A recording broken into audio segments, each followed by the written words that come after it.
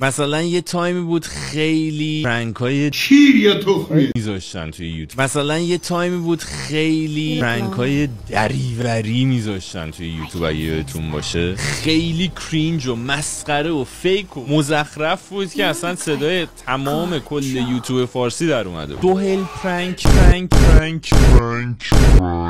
خای ما. سکشات دیدم. سکشات جزو خیلی قدیمی هست. میرن اذیت میکنن یوتیوبرهای آپاراتو. افشارتیک هست اگه اشتباه نکنم و واقعا هم خنده داره. بنیامین بی سهیل سلبا عطرزک اون سبک کی بره اون دست خودشه. این بنیامین منو یاد مهدی آیسی میندازه.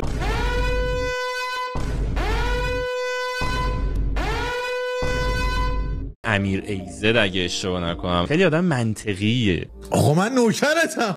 کاتگوری یوتیوبرای تازه کار بود. چه میدونم مثلا مطرزکو داری ویدیوهای معمولا پارودیتور.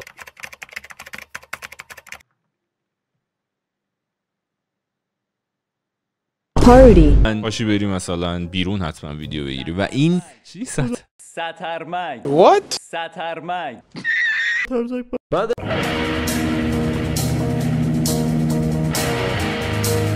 ولاگ آخرش هم دیدم. من میتونم بگم کل شهرهای ایران غذاهاش این بکیرم الان من چیکار کنم؟